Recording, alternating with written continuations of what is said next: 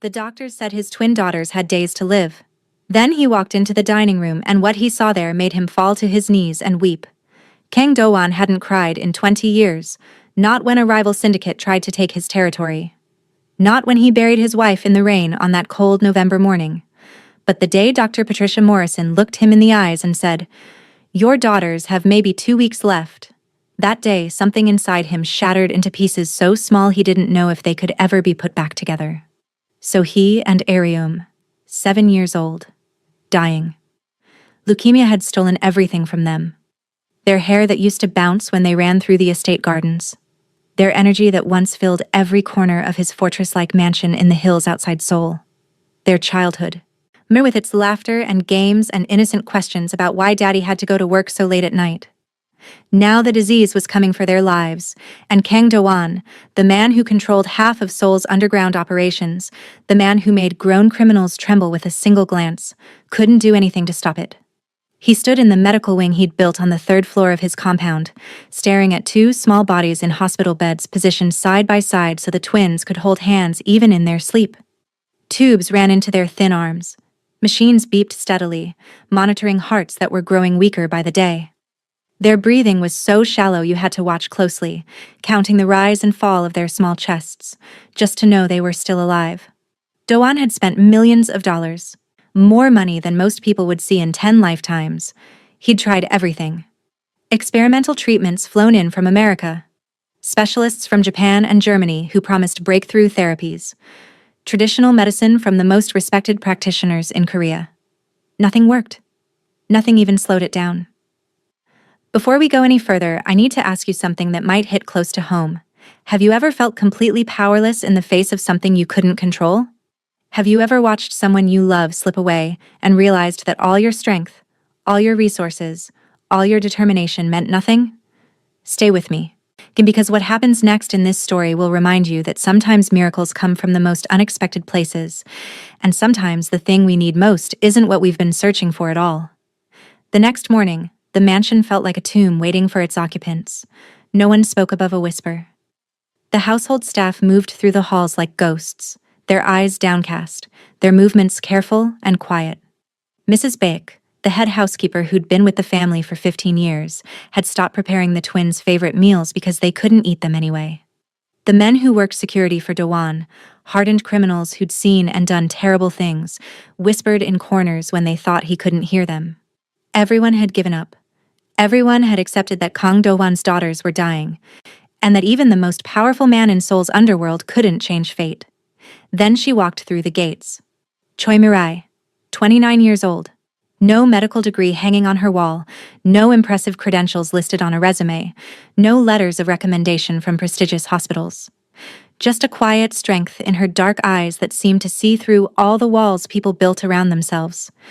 Just a calmness in her voice that made you believe things might be okay, even when everything said they wouldn't be. Mrs. Baek looked her over with the practiced eye of someone who'd seen dozens of nurses come and go in the past 6 months, none lasting more than a few days before the weight of impending death drove them away. "You're here for the position?" Mrs. Baek asked, her voice heavy with skepticism and exhaustion. "Yes," Mireille replied simply. "Honey," Mrs. Baek said, and there was genuine kindness in the warning. "Trained nurses with 20 years of experience don't last 2 days here. This house is waiting for death. The air is thick with it. If you're looking for hope or healing or any of that inspirational nonsense, you won't find it here." Mirai's voice was calm, steady as a heartbeat. Then maybe this house needs someone who's not looking for those things. Maybe it needs someone who brings them. Mrs. Baek stared at this stranger, this woman with nothing to recommend her except the strange peace that seemed to radiate from her like warmth from a fire. She wanted to turn her away, to save her from the heartbreak that was coming. But something in Mirai's eyes stopped her. When Kang Do-won saw her, he barely looked up from the reports he was reviewing in his office. Financial statements from his legitimate businesses, mixed with coded updates about territory disputes and shipments coming through the port. His world, carefully balanced between the legal and the illegal, between the man the public saw and the criminal everyone feared. "The medical wing is off limits," he said without lifting his eyes from the papers. "My daughters need quiet. They need rest. They need to be left alone." Mirai didn't move from the doorway, didn't shuffle her feet or apologize or back away like most people did when Kang Do-won spoke. "Mr. Kang," she said, her voice cutting through the silence like a bell. "Dying children don't need quiet. They need someone who still believes they're worth saving." Do-won's head snapped up. Anger flashed in his eyes. Hot and immediate. The kind of anger that had made men disappear, that had ended careers and lives.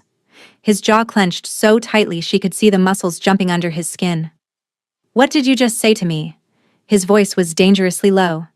"I said your daughters don't need another person treating them like ghosts who are already gone. They need someone who sees them as alive, who treats them like they have a future worth fighting for." The silence that followed was heavy enough to crush bones.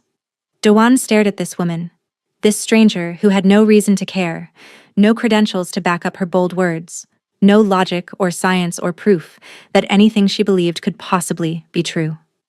But her eyes held something he hadn't seen in 6 months of specialists and treatments and desperate prayers. Her eyes held hope. Real, solid, unshakable hope. "Do what you want," he finally muttered, turning back to his papers with a dismissive wave. "Just stay out of my way." Mireille walked into the twins' room on the 3rd floor. 2 hospital beds positioned close enough that the girls could reach across the gap and hold hands. White walls that had been scrubbed clean of any personality or color. The smell of medicine and antiseptic and something else.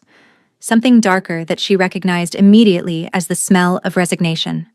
The smell of people waiting to die. She took off her gloves against every protocol and touched Sohee's face with her bare hand. Skin to skin, human contact. Sohee's eyes opened slowly, fighting against the exhaustion that weighed down her eyelids. "Who are you?" she whispered. "Someone who's staying," Mireille replied with a gentle smile. Ariam stirred in the bed beside her sister. "Are you a nurse? Like the others who came and left?" "No, sweetheart. I'm not a nurse. I'm just someone who believes that tomorrow is coming. Someone who thinks you're going to see it." The twins looked at each other, that silent communication that only siblings who'd shared a womb could manage. Something passed between them that Mireille couldn't name but could feel. "Everyone treats us like we're already gone," Ariam whispered, her small voice carrying a weight no 7-year-old should have to bear. "Like we're ghosts, they're just waiting to bury." Mireille knelt beside Ariam's bed, then reached over to take Sohee's hand too, connecting all 3 of them in a small circle of warmth and contact and presence. "I don't see death when I look at you," she said firmly. "I see 2 girls who still have fight left in them. I see 2 strong souls who aren't finished with this world yet. And I want you to know something important. I'm not giving up. Not today, not tomorrow, not ever." That night, while the machines beeped their steady rhythm and the moon cast silver light through the window, Mireille sang to them. A soft lullaby her own mother had sung to her decades ago, the words in Korean, the melody ancient and beautiful. For the first time in months, the twins slept without fear pinching their small faces. And in the darkness, Mireille whispered words only she could hear, words meant for someone who couldn't hear them anymore. "I couldn't save you, Nahi, but I'll save them. I swear it on your memory, my sweet girl. I'll save them. And God, who sees every tear and hears every desperate prayer." He was already moving pieces into place. But what Kang Do-won didn't know, what he couldn't possibly imagine, was that in 3 days, everything would change. The foundation of his carefully controlled world would crack, and through those cracks, something impossible would begin to grow. If you're watching this and you've ever needed a reason to believe again, if you've ever felt like hope was dead and miracles were just stories people told to make themselves feel better, I need you to do something for me right now. Hit that subscribe button. Share this video with someone who needs to hear it. Because sometimes when everything feels hopeless, when the darkness is so thick you can't see your hand in front of your face, that's exactly when miracles walk through the door. And you won't want to miss what happens next. The next morning, Kang Do-won woke to something he hadn't heard in over a year. Laughter. It was faint, fragile as spun glass, but unmistakably real. He sat up in his bed, his heart suddenly pounding against his ribs like it was trying to escape his chest. For a moment he thought he was dreaming, caught in one of those cruel fantasies where his daughters were healthy and whole, and the past year had been nothing but a nightmare. But then he heard it again. A soft giggle, light as air, coming from somewhere down the hall. He threw on his robe, expensive silk that whispered against his skin, and walked toward the medical wing. His bare feet were silent on the marble floors. The door was cracked open, and pale morning sunlight was pouring through the windows. Windows that had been covered with blackout curtains for months because the light hurt the twins' eyes, because brightness felt wrong in a room where children were dying. Inside, sunlight painted everything gold. Mirai stood beside Sohee's bed, holding a hairbrush like it was a microphone. She was singing, deliberately off-key and ridiculous, making her voice crack and warble in ways that were clearly intentional. And Sohee was smiling. Actually smiling, her thin face transformed by joy. Aryam was clapping weakly from her bed, her small hands creating soft sounds that seemed impossibly loud in a room that had been silent for so long. Doan froze in the doorway, his hand gripping the frame so tightly his knuckles went white. Mirai noticed him and stopped mid-song, turning with that same unflappable calm she'd shown yesterday. "Good morning, Mr. Kang," she said pleasantly, like this was completely normal. He didn't respond. Couldn't respond. He just stared at his daughters, their faces still pale, their heads still bald from treatments that hadn't worked. But something was different. Something fundamental had shifted. They looked awake. They looked present. They looked like children instead of dying patients. "What are you doing?" His voice came out rougher than he intended, scraping against his throat. Mirai set down the brush carefully. "We're having breakfast. The girls wanted music while we ate." "Music?" Dowan's jaw tightened, control reasserting itself like armor sliding into place. "They're supposed to be resting," the doctor said. "They've been resting for months, Mr. Kang," Mirai interrupted gently but firmly. "Maybe it's time they started living instead." Doan opened his mouth to argue, to reassert his authority, to remind her that he made the rules in this house, and she was here only because he allowed it. But before he could speak, Sohee's small voice cut through the tension. "Appa," she said, and the word made his chest ache. "Miss Mirai made us laugh. We haven't laughed in so long." He looked at his daughter, really looked at her, and saw that her eyes were brighter than they'd been in weeks. He'd been so focused on the medical reports and treatment plans and desperate searches for cures that he'd forgotten what his daughter's laughter sounded like. He turned and left without a word, his robe billowing behind him like a cape, his heart pounding with emotions he couldn't name. Over the next 2 days, the mansion began to shift in subtle ways that the staff noticed but didn't quite believe. Mirai didn't follow any of the rules. She opened windows that were supposed to stay closed, letting fresh air pour into the sterile medical wing. She played music, soft classical pieces and children's songs, and sometimes K-pop that made the twins giggle. She brought flowers into the room, bright yellow sunflowers and delicate pink roses that added color and life, and the sweet smell of growing things. She sat with Sohee and Aryam for hours, not checking charts or administering medications or monitoring vital signs. Just talking. Telling stories about her childhood in Busan, about the ocean and the fish markets, and the way the sun looked rising over the water. Listening to the twins talk about their mother, and about the memories they had before she got sick, about the dreams they'd had for the future before leukemia stole those dreams away. And somehow, impossibly, the girls started responding. They ate more, finishing half a bowl of soup instead of a few spoonfuls. They spoke more, their voices growing stronger day by day. They moved more, shifting positions in bed without grimacing, reaching for things instead of waiting for someone to bring them. Dr. Patricia Morrison came for her weekly visit on the 3rd day. She was a stern woman in her 50s, American educated, with a reputation for brilliant diagnostic skills and brutal honesty. She examined the twins in silence, her face expressionless as she checked their vitals, looked at their charts, reviewed the monitor readings. When she finished, she just stood there, staring at the numbers like they were written in a language she couldn't read. Doan, who'd been standing against the wall with his arms crossed, straightened. "What is it? What's wrong?" Dr. Morrison looked up at him, and for the first time since he'd hired her, she looked confused. "Their vitals are stabilizing," she said slowly, like she didn't believe her own words. "Their appetite is returning. Their energy levels are showing measurable improvement." Doan's heart stuttered. "That's good, isn't it? That means—" "This shouldn't be happening," Dr. Morrison interrupted. "Not without active treatment. Not with leukemia this aggressive. The disease doesn't just stabilize on its own." "Then explain it," Doan demanded, his voice sharp with desperate hope. "I can't." the doctor admitted. She glanced toward the doorway where Mirai stood quietly, folding blankets with practiced efficiency. But whatever's happening in this room, whatever she's doing, don't stop it. Don't question it. Just let it continue. She left, and Do-won stood frozen in the middle of the medical wing, watching Mirai hum softly as she arranged fresh flowers in a vase by the window. That night, unable to sleep, Do-won sat in his office surrounded by the trappings of his power. Expensive art on the walls, a safe full of cash and documents that could destroy politicians, phones that connected him to every major criminal operation in East Asia. And none of it mattered. None of it could save his daughters. He heard footsteps in the hallway outside his office, soft, careful steps.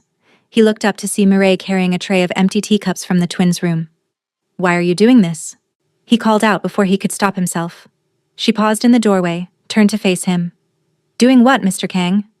"This," he gestured vaguely, encompassing everything. The music, the stories, the hope.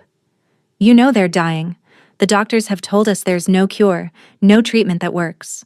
Why give them false hope? Why make this harder than it has to be?" Mirai's eyes softened with something that looked like pity, but not for the twins. For him.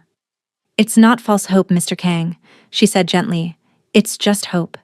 And sometimes that's the only medicine that actually matters. Sometimes belief is stronger than any drug we can create in a laboratory." She walked away, leaving him alone in his office with his doubts and his fear, and the uncomfortable realization that this woman with no credentials and no logical reason to believe was doing something he'd failed to do with all his money and power. She was giving his daughters something to live for.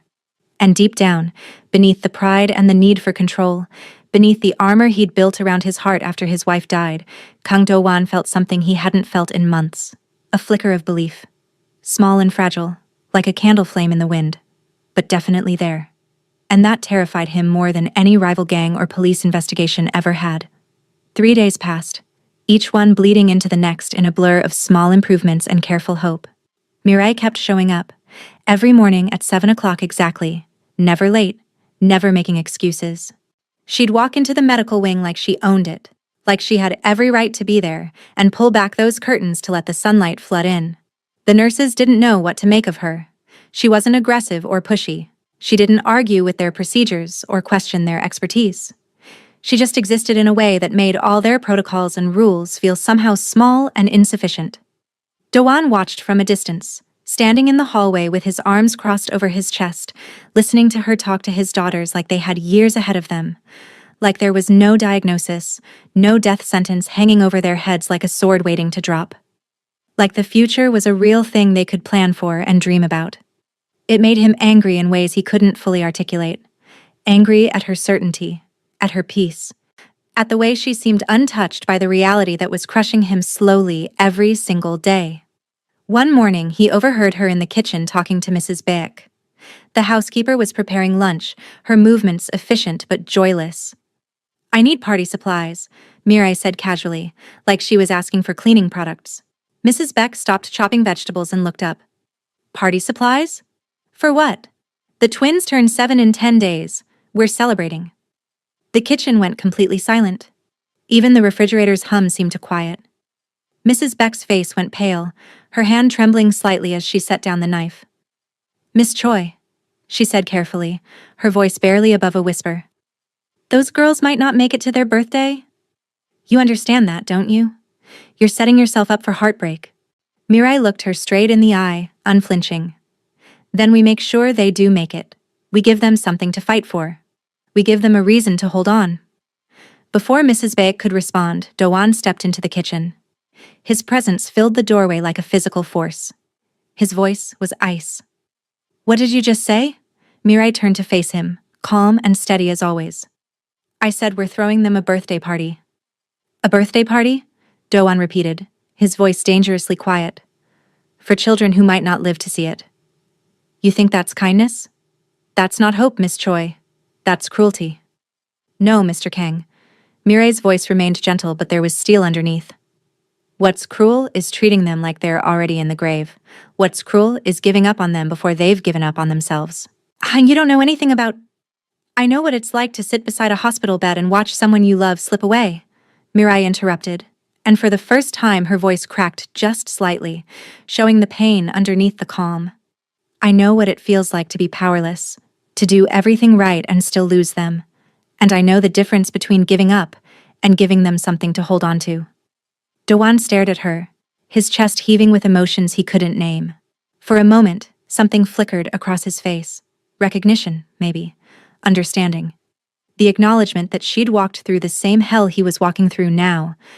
Then his mask slammed back into place, and he turned and walked out without another word. But Mirai didn't stop. She ordered the party supplies herself, paid with her own money that she couldn't really afford to spend. She started planning decorations in secret, sketching out ideas for a rainbow theme because Sohee had mentioned once, weeks ago, that rainbows reminded her of her mother's smile.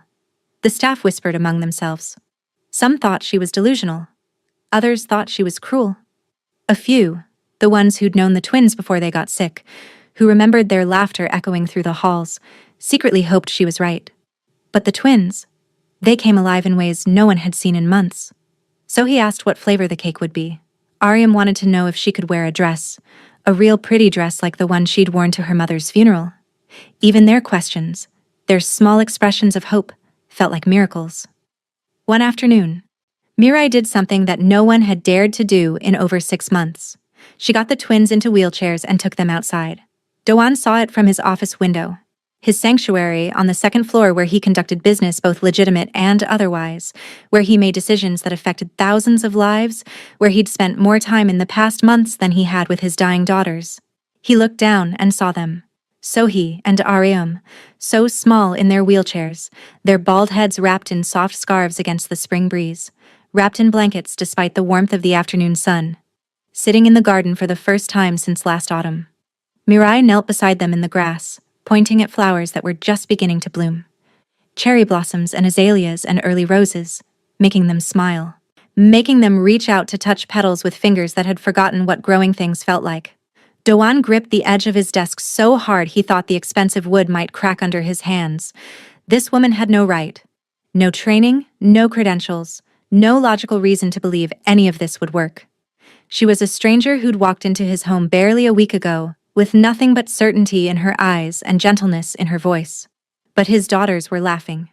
Actually laughing, the sound carrying up to his window like music, like prayer, like something he'd forgotten was possible. He turned away from the window, his chest so tight he could barely breathe. "What are you doing to them?" he whispered to the empty room. But deep down, in the places he didn't want to examine too closely, he already knew the answer. She was giving them back their lives. She was teaching them to hope again, to dream again, to believe that tomorrow was something real instead of just a word people said to make themselves feel better.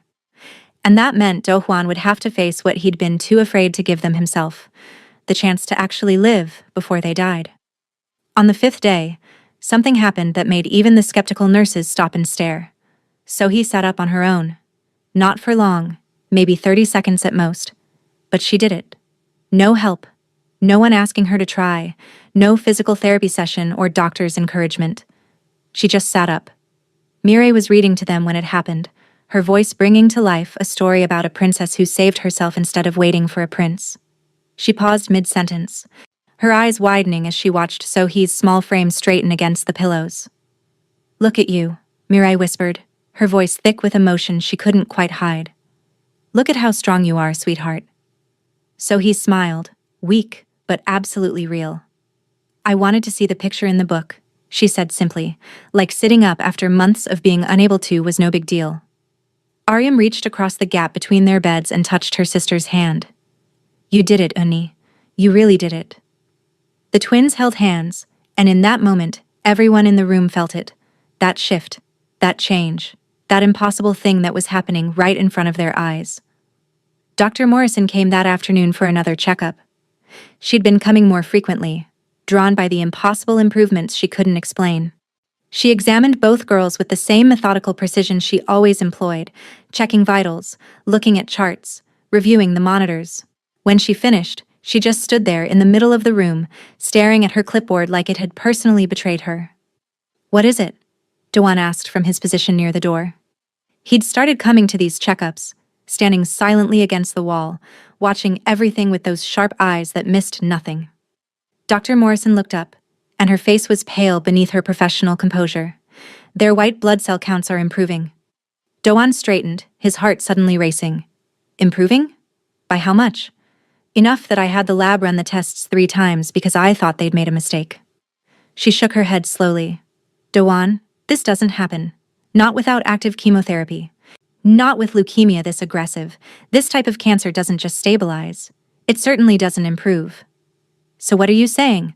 I'm saying I don't have an explanation. She looked toward Mirai, who was quietly arranging fresh flowers by the window, humming softly to herself. But something is working. Something is helping them fight back. Dr. Morrison lowered her voice, stepping closer to Do-Wan. Whatever's happening in this room, whatever she's doing, don't question it. Don't analyze it. Don't try to understand it with logic or science. Just let it continue. Sometimes miracles don't need to be explained. They just need to be accepted. She left, and Do-Wan stood frozen, his mind spinning, watching Mirai adjust the flowers with the same gentle care she brought to everything. That night, sleep was impossible. Do-Wan walked the halls of his mansion restless, his mind refusing to settle. For months he'd thrown everything at this disease, money that most people couldn't even imagine, the best doctors in 3 countries, experimental treatments that cost more than houses, advanced medical technology that looked like something from a science fiction movie, and this woman, this stranger, with no medical degree and no scientific backing for anything she was doing, was accomplishing what they all couldn't. He found himself standing outside the twins' room well past midnight. The door was cracked open just slightly. Inside, a single lamp cast warm light over the sleeping girls. Mirai sat in a chair between their beds, knitting something small and soft. "Why are you still here?" Do-Wan's voice came out quieter than he'd intended. "It's past midnight. You should be resting." Mirai didn't look up from her knitting, her hands moving in a steady rhythm that was somehow soothing to watch. They sleep better when someone's close, when they know they're not alone. The nurses can monitor them. That's what I pay them for. The nurses check numbers on machines, Mirai said gently. I'm just here. There's a difference. Do-Wan stepped into the room, moving carefully so he wouldn't wake his daughters. The space felt different than it had a week ago. Less like a hospital, more like a bedroom. The flowers on the windowsill, the soft music playing at barely audible volume, the drawings the twins had made taped to the wall. You really think they're going to make it to their birthday? The question came out before he could stop it. Vulnerable in a way he hadn't been with anyone since his wife died. Mirai set down her knitting and finally looked at him. I think they're fighting, Mr. Kang, and as long as they're fighting, as long as they're showing me that they want to be here, I'm not giving up on them. Do-Wan really looked at her then, not just seeing her as an employee or an intrusion or a mystery he couldn't solve. He looked at her and saw the pain hiding behind her calm exterior, the grief she carried like a weight she'd learned to balance but never put down. Who are you? He asked quietly. Really? Who are you? Mirai's eyes held something deep and broken and somehow beautiful all at once. Just someone who made a promise, she whispered. And I'm not very good at breaking promises. Do-Wan wanted to ask more, wanted to understand what promise she'd made and who she'd made it to, but something in her voice, some note of pain that resonated with his own grief, stopped him. He turned to leave, pausing at the doorway with his hand on the frame. Thank you, he said so quietly he wasn't sure she could hear him. But when he glanced back, Mirai was smiling, a small, sad smile that understood more than words could say. And for the first time in months, standing there in the doorway of his daughter's room, Kang Do-Wan felt something he'd thought was gone forever. Hope. Not the desperate, clawing hope that made you bargain with God and make impossible promises, but the quiet kind. The kind that said maybe, just maybe, tomorrow would come. And maybe his daughters would be there to see it. Do-Wan started avoiding the medical wing after that night, not because he didn't care about his daughters. He cared so much it physically hurt. Like someone was reaching into his chest and squeezing his heart with a closed fist. No, he avoided it because every time he walked past that door and heard his daughters laughing, actually laughing, it broke something inside him. Something he'd carefully constructed over years of building his criminal empire.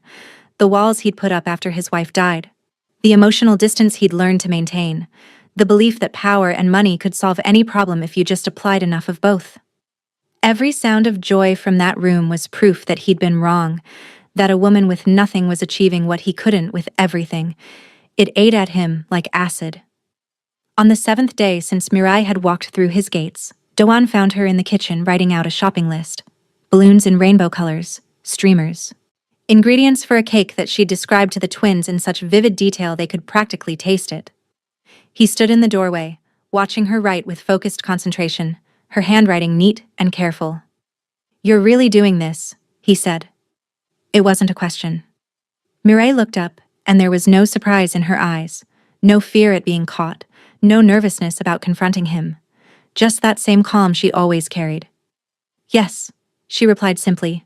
"They have less than a week left according to the doctors." His voice was harder than he meant it to be, sharp edges cutting at both of them. "You're setting them up for heartbreak. For disappointment when they realize... When they realize what? That people gave up on them? Or that someone actually believed they could make it? What if they don't make it to their birthday? What if you throw this party and plan all these decorations and build up their hope, and then they die anyway?" Mirai met his eyes directly, and her voice was steady as stone.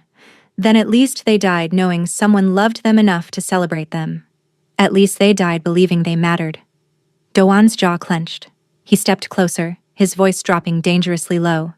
"You don't understand what it's like to watch someone you love slip away. To know you can't stop it no matter what you do. To feel completely powerless." Mirai's eyes flickered with something. Pain, maybe. Or recognition. But when she spoke, her voice remained calm. "You're right," she said quietly, and Doan could hear the lie in it like a wrong note in music. "I don't understand that at all." The lie hung between them, obvious and unspoken, but Doan didn't push, didn't demand the truth. Some part of him recognized that her pain was her own to carry, just like his was. "I'm their father," he said instead. "I know what's best for them." "Then why haven't you spent more than 5 minutes in their room this week?" The words hit like a physical blow.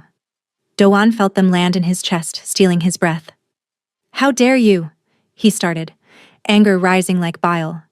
But Mirai interrupted gently, without malice, just stating a fact that hurt because it was true. "I'm not trying to hurt you, Mr. Kang. I'm trying to help you see them. Really see them while they're still here. Before it's too late." Doan's hands clenched into fists at his sides.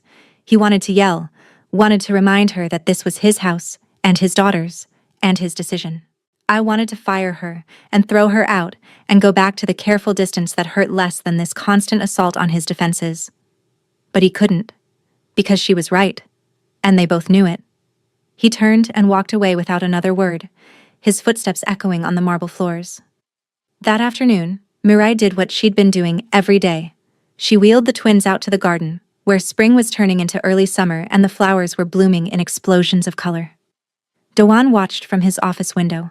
He told himself he was just checking on them, making sure they were safe, making sure Mirai wasn't doing anything dangerous. But really, he was watching the way she knelt beside Areum, pointing at a butterfly that had landed on a flower. The way Sohee reached out with trembling fingers to touch rose petals, feeling their softness. The way both his daughters tilted their faces toward the sun with their eyes closed, looking peaceful in a way he hadn't seen in so long. When was the last time he'd really looked at them? Not at their diagnosis, not at the numbers on their monitors, not at the daily reports from nurses and doctors. When had he last looked at his daughters and seen them as people instead of patients? As children instead of problems he couldn't solve? He pressed his hand against the glass of the window, watching them from his self-imposed distance. Below, Mirai glanced up. For just a moment their eyes met across the space between them.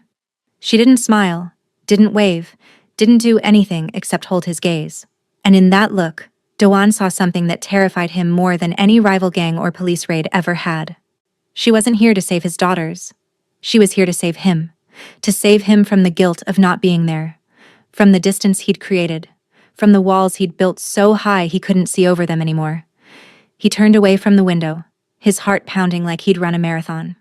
Outside, the twins' laughter drifted up through the open window, carried on the warm breeze.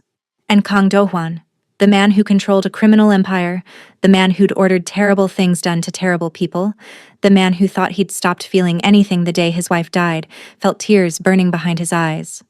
The morning of day 9 dawned bright and clear. Too bright, almost.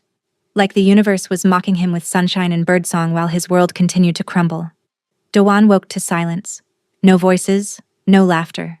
No sounds of life from the medical wing. His chest constricted with immediate panic. He threw off his silk sheets and grabbed his robe, not bothering to tie it properly as he rushed into the hallway. His bare feet slapped against the cold marble as he ran toward the twins' room. The door was open. The beds were empty. His heart stopped completely. The machines that had been beeping steadily for months were silent, turned off. The blankets were pulled back neatly. His daughters were gone. "Where are they?" he demanded, his voice cracking. "Where are my daughters?" Mrs. Beck appeared from around the corner, carrying fresh linens. "They're in the dining room, Mr. Kang." With Miss Choi. Doan didn't wait for more explanation. He walked quickly, his robe billowing behind him, his mind racing through possibilities. Why were they in the dining room? That room had been locked since Catherine died. He couldn't stand to look at it. Too many memories. Too much pain. The ghost of his wife sitting at the head of the table, laughing at something he'd said. The twins younger and healthy, making messes with their breakfast. When he reached the double doors, he stopped. His hand on the handle, took a breath, then pushed them open. The table was covered with paper and crayons and markers in every color imaginable. Mirai sat in the middle, surrounded by both girls. They were drawing, creating birthday cards, their small hands moving with more energy than he'd seen in months. So he looked up first, holding up her paper. A wobbly rainbow stretched across the page in colors that didn't quite match. "Look, Appa," she said, her voice stronger than it had been in weeks. "For our party." Ariam's card had flowers drawn in careful detail. Miss Mirai said we can each make one. That way, everyone knows we helped.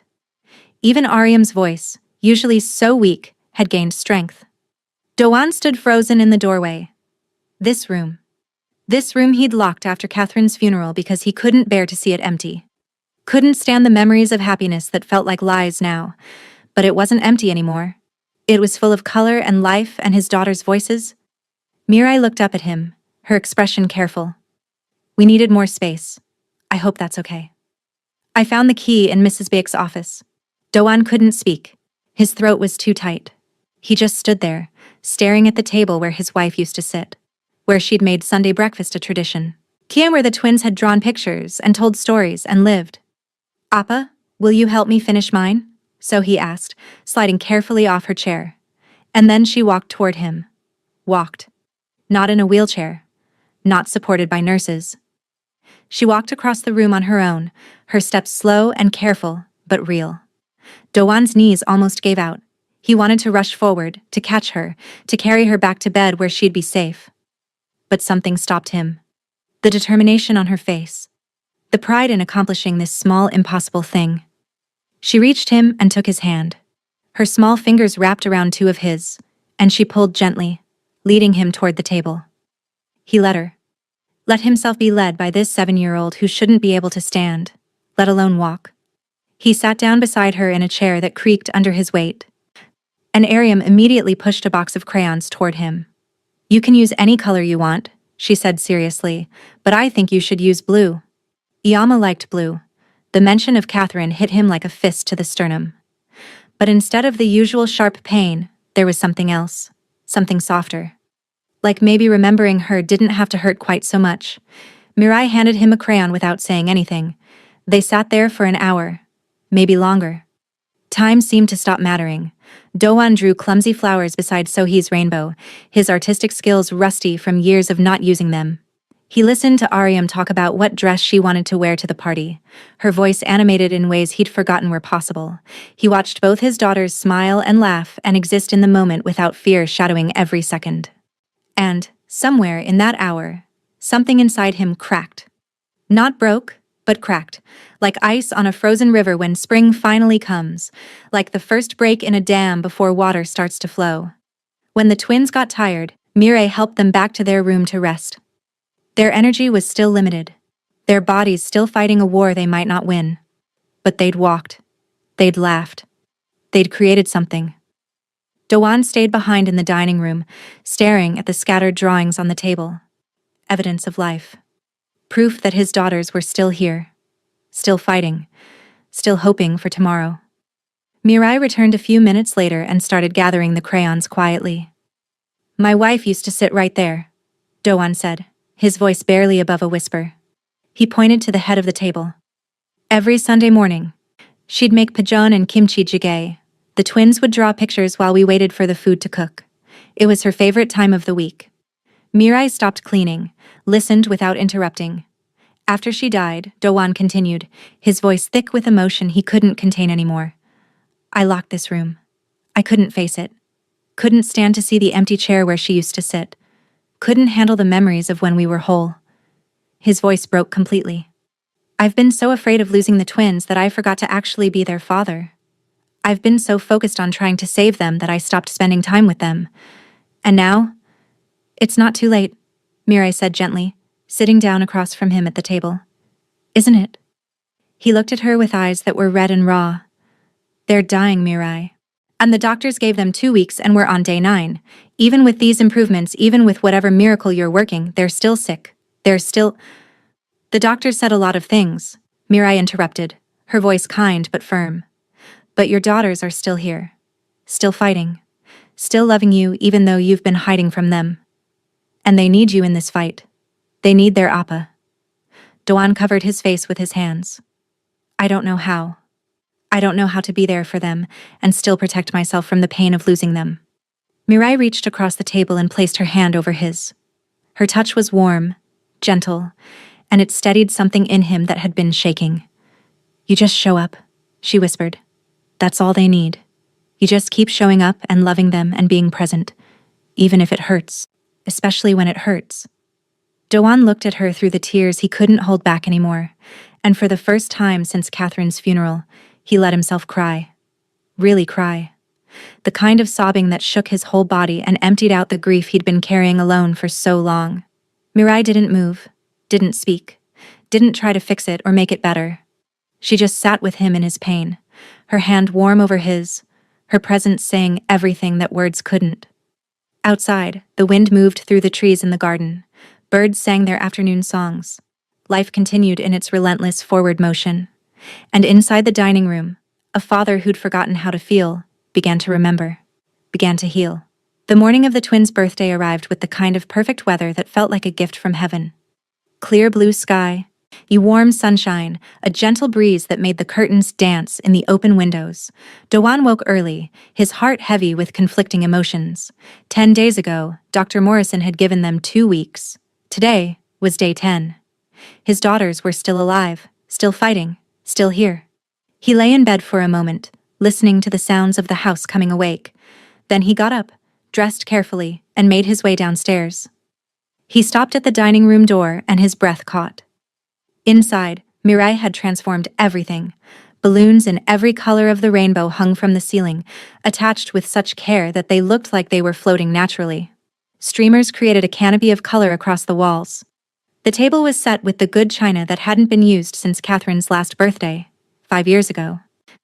And in the center of the table sat a cake, 6 layers, each one a different color of the rainbow. Red, orange, yellow, green, blue, purple. Stacked carefully and frosted with white icing that caught the morning light. 7 candles waited to be lit. Doan's chest tightened so hard he thought his ribs might crack. What is this? His voice came out rough, scraped raw by emotion. Mirai turned from where she'd been adjusting a streamer. She wore a simple dress, her hair pulled back, and her eyes were bright with something that looked like hope mixed with fierce determination. It's a birthday party, Mr. Kang. Your daughters are 7 years old today. They might not... He started, then stopped himself. Looked at the cake, at the decorations, at the love and care poured into every detail. They're here, Mirai said softly. Ian reading his thoughts. Right now, in this moment, they're alive. And it's their birthday. That's what matters. An hour later, the staff helped the twins get dressed. So he wore a blue hanbok, traditional and beautiful. Aryam wore pink. They looked so small in the elegant clothes, their bodies still thin, their heads still bald. But they were smiling. Doan stood against the wall as Mrs. Big brought in the cake, its 7 candles lit and flickering. The household staff had gathered, drawn by something they couldn't name but could feel. This moment. This impossible, beautiful moment. The twins stood together, Sohee holding her sister's hand for support because neither of them could stand for very long anymore. They looked at the cake with wonder in their eyes. Make a wish, Mirai said gently. Sohee looked at Aryam. Then both of them looked at their father standing against the wall, trying so hard to hold himself together. Appa, will you help us blow them out? Sohee asked. Dohwan's chest seized. He couldn't move, couldn't breathe, couldn't make his legs work.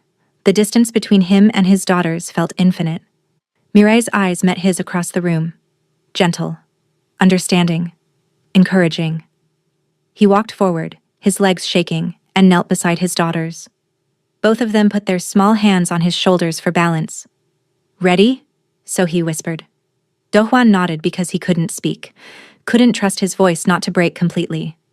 They leaned in together, all three of them, and blew. The candles went out in a rush of breath and wishes. The room erupted in applause.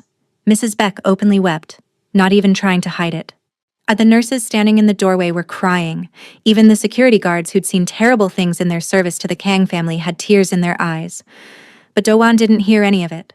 All he could see were his daughters, alive, laughing. Here.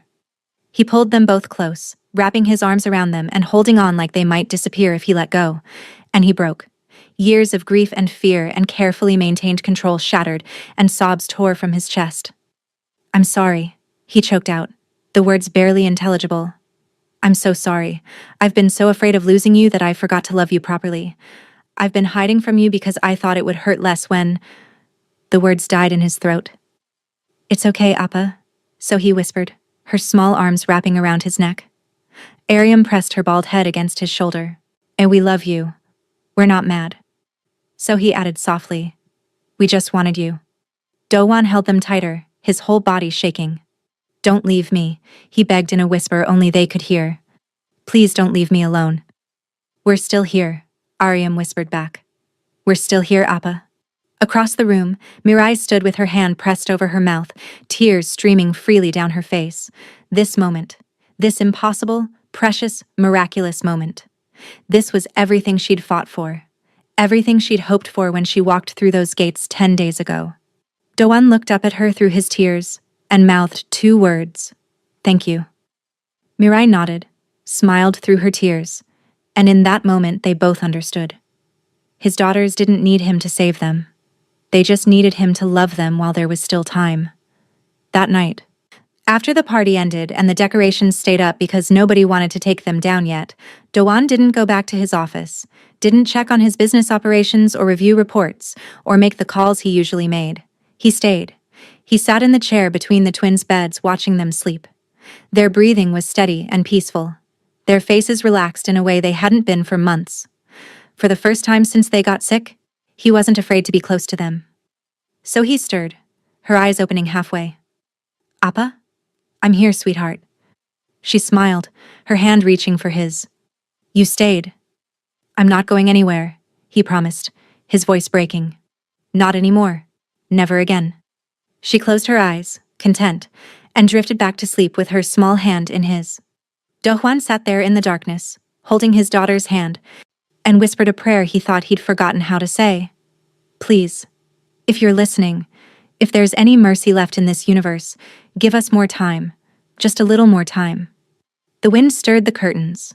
The house settled into nighttime quiet. And in the darkness, Kang Do-wan made a silent vow. However much time they had left, he would be present for every moment, would love them openly, would stop hiding behind work and walls and the fear of loss. He would be their father, not a boss, not a criminal, not a man made of money and power, just their Appa.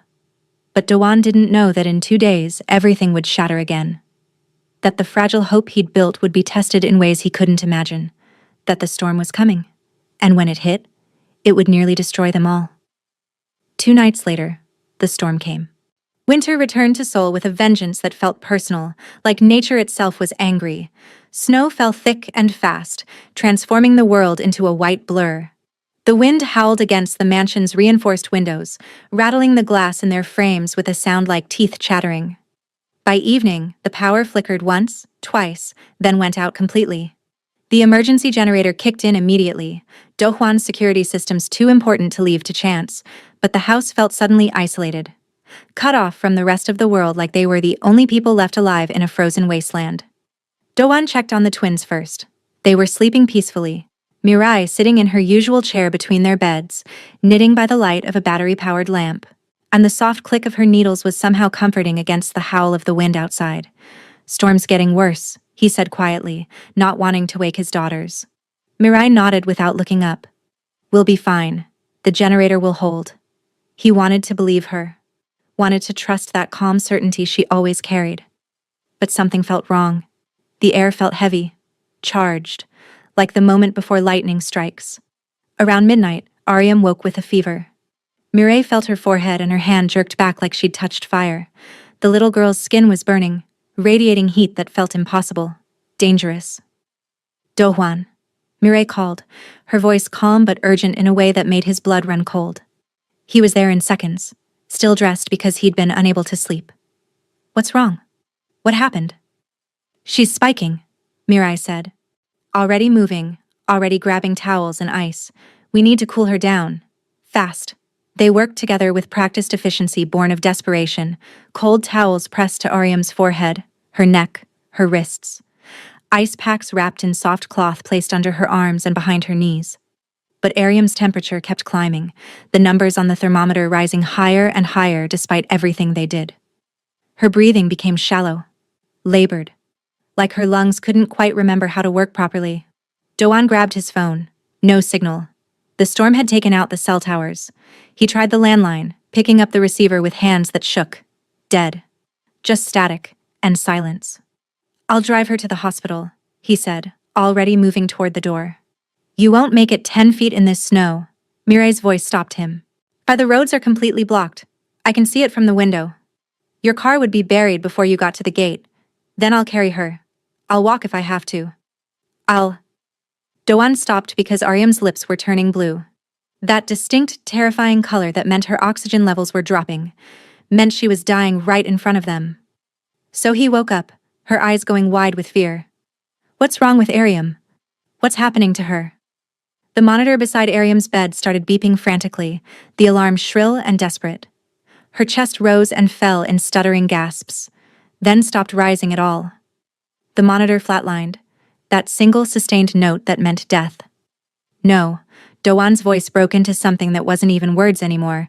"No, no, no, not like this. Not now, please." Mirai pushed him aside with strength he didn't know she possessed. She tilted Ariam's small head back, checked her airway, and started compressions. Her hands moved with practiced precision, counting under her breath with a voice that was steady even though tears were streaming down her face. "Come on, sweetheart," she said between compressions. "Come back. Your appa needs you. Your sister needs you. Come back to us."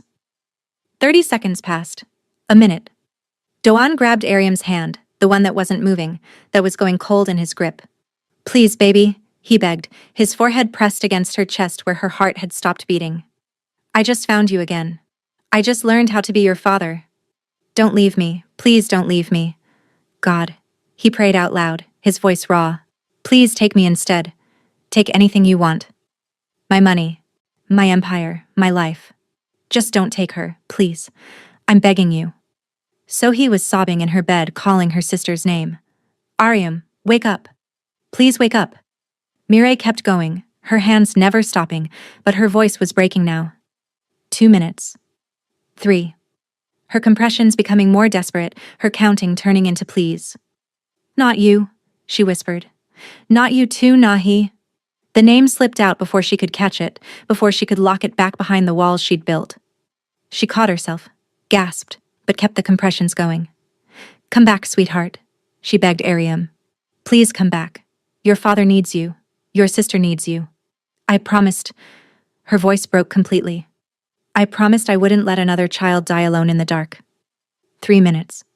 Doan collapsed, his body giving out.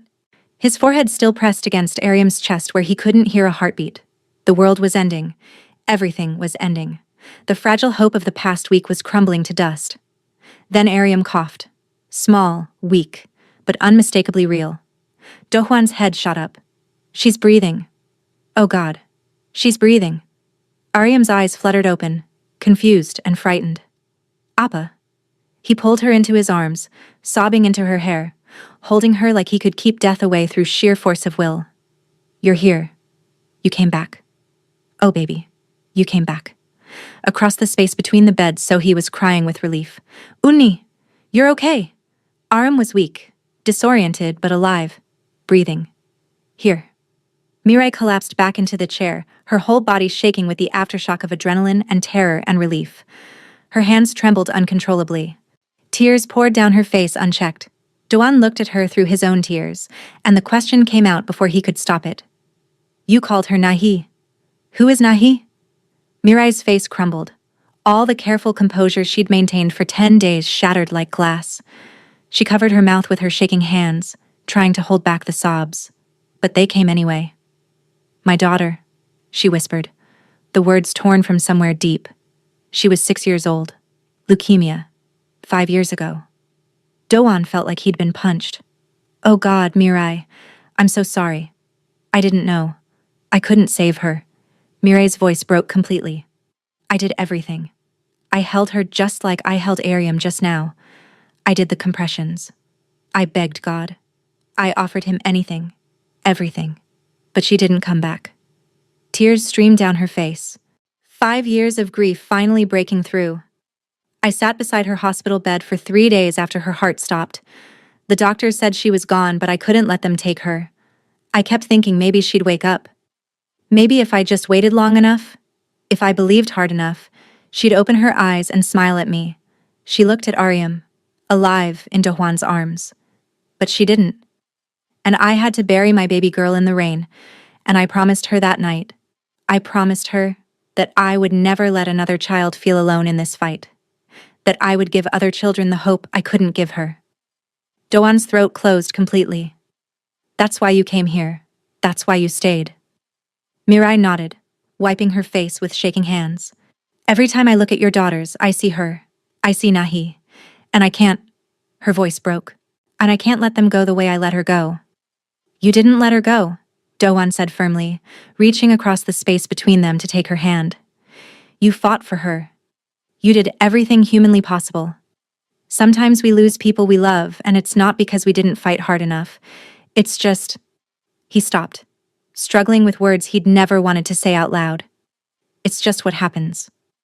Mirai looked at him, and in that moment they saw each other completely. Two people who'd lost everything. Two people who'd built walls around their grief so high they couldn't see over them. Two people who were learning, slowly and painfully, how to feel again. "You kept your promise," Doan whispered, squeezing her hand. "You saved Ariam tonight. You saved both my daughters. You saved me from losing myself completely in fear and distance. And you," Mirai said through her tears, "learned how to be their father again." Nahi would have loved to see that. She would have been so happy knowing her death meant something, that it taught me how to fight for other children. They sat there in the darkness, holding hands across the space where death had almost won, and understood something profound. Healing wasn't just for the dying, it was for the living who'd forgotten how to live. For the parents who'd lost children and didn't know how to keep breathing. For the souls who'd built walls so high that love couldn't get in anymore. The storm raged outside, but inside the medical wing, something had shifted. Some fundamental truth had been spoken into existence. Some wound had been lanced and could finally begin to heal. Ariam fell back asleep in her father's arms. So he reached across and held her sister's hand. Doan held his daughters close. And Mirai, for the first time in 5 years, felt like maybe her daughter's death hadn't been meaningless. Maybe Nahi's legacy was this: teaching her mother how to love fiercely enough to save other children. How to turn grief into purpose. How to transform pain into healing.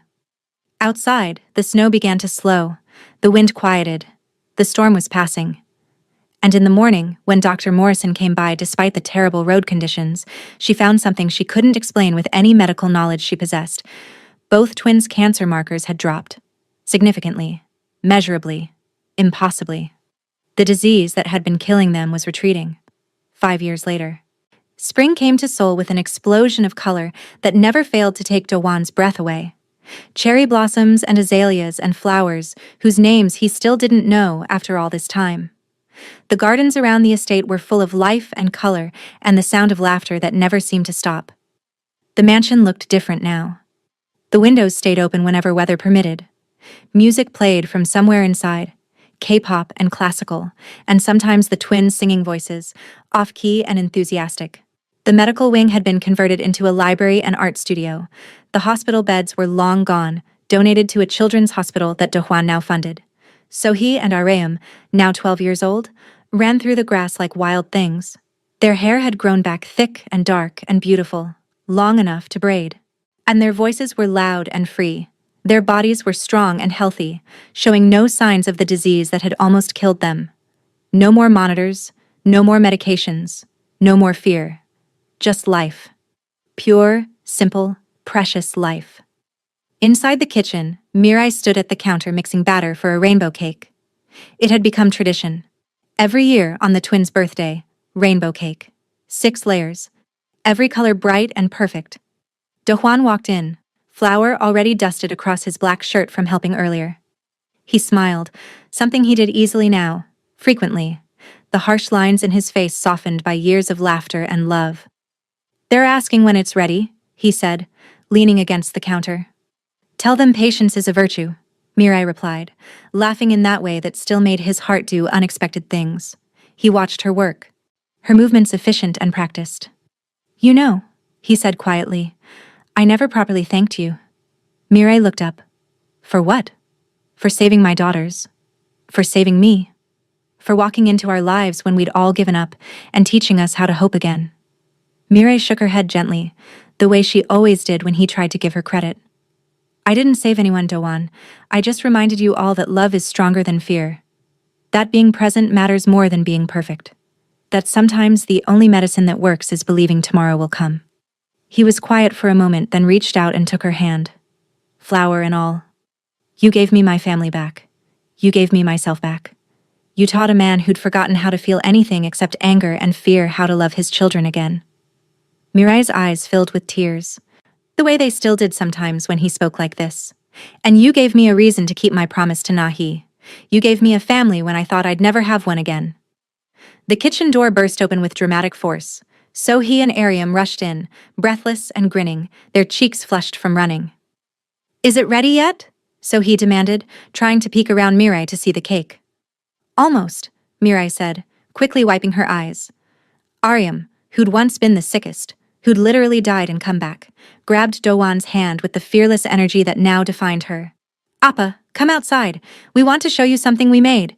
Can it wait until after the cake?" "No," both twins said in unison, already pulling him toward the door. Dowan glanced back at Mirai.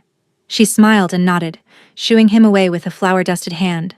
He let his daughters pull him into the garden, into the sunshine, into the life they'd almost lost. They led him to a small cherry tree they'd planted the previous fall. Tied to one of the branches was a pink ribbon, and hanging from the ribbon was a small wooden sign. The twins had carved it themselves in art class, the letters careful but imperfect. "For Nahi, who taught us that love never dies, it just grows." Dohwan's throat tightened. He looked at Mirai, who'd followed them outside without him noticing. Her hand was pressed over her mouth, tears streaming freely. "We wanted to honor her," so he said softly, "the girl who started everything. If she hadn't," her voice caught, "if Miss Mirai hadn't lost her, she never would have known how to save us." Ariam added, "So we wanted Nahi to know she mattered, that her life meant something, that we remember her, even though we never met her." Dowan pulled his daughters close, both of them fitting perfectly under his arms. Then he reached out and pulled Mirai into the embrace too, creating a circle of 4 where once there had been terrible, aching absence. They stood there together in the garden, under the spring sky, beside a tree dedicated to a little girl named Nahi, who died 5 years ago, but whose love had somehow multiplied instead of ending. Above them, clouds moved slowly across blue sky. Birds sang their afternoon songs. The world continued in its beautiful, relentless forward motion. And somewhere beyond the clouds, beyond the visible world, a 6-year-old girl with dark eyes like her mother's was smiling. Because her death hadn't been the end. It had been the beginning of something beautiful. That evening, they gathered around the dining room table, the same table where they had celebrated the twins' 7th birthday 5 years ago. The same room that had been locked in grief, but was now filled with light and laughter. The rainbow cake sat in the center, candles lit. But this time, there were 8 candles instead of 7. 7 for the twins' years, and 1 for Nahi. "Happy birthday!" everyone shouted as Sohee and Ariam stood together, holding hands the way they always did for important moments. But before the twins could blow out their candles, Doan held up his hand. "Wait. There's something I need to say first." He looked around the table. At his daughters. Healthy and whole and alive, against all odds. At Mirai, who'd become so much more than the woman who'd saved them. At Mrs. Ian Beck and the household staff who'd witnessed their journey from despair to hope. 5 years ago, he began, his voice thick with emotion. "I thought I'd lost everything. My wife was gone. My daughters were dying. I'd given up on anything good ever happening again. I'd built walls so high around my heart that I couldn't feel anything except fear and anger." He looked at Mirai. "Then this woman walked through my gates with nothing except hope and stubbornness. She didn't have medical degrees or scientific proof. She just had love, and the belief that my daughters deserved to fight for their lives." His voice broke slightly. "She taught me that being present matters more than being powerful. That love is stronger than fear. That sometimes the miracles we need come from the most unexpected places." He raised his glass. "To Mirai, who did the impossible. Who saved my daughters not with medicine, but with hope. Who taught all of us how to live again." To Mirai, everyone echoed, raising their glasses. But Mirai shook her head gently. "And to Nahi," she added quietly.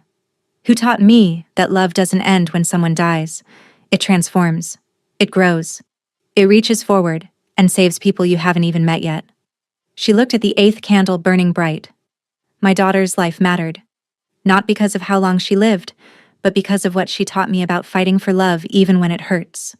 To Nahi, Dohwan said firmly, raising his glass higher. To Nahi, everyone repeated, and the twins blew out all 8 candles together. Later that night, after the twins had gone to bed and the house had settled into peaceful quiet, Dohwan and Mirai stood on the balcony watching the stars emerge one by one. "Do you think she sees this?" Dohwan asked quietly, looking up at the vast sky. "Nahi, do you think she knows what her life meant?" Mirai smiled, her face peaceful in the starlight. "I know she does. I can feel it sometimes, when I'm with your daughters, when they laugh or accomplish something new. It's like she's here, celebrating with us." "Thank you," Doan said, taking her hand, "for not giving up on us. For teaching me how to fight instead of hide." "Thank you," Mirai whispered back, "for learning. For loving your daughters even when it scared you. For showing me that I could have a family again even after losing mine." They stood in comfortable silence, hands intertwined, looking at the stars.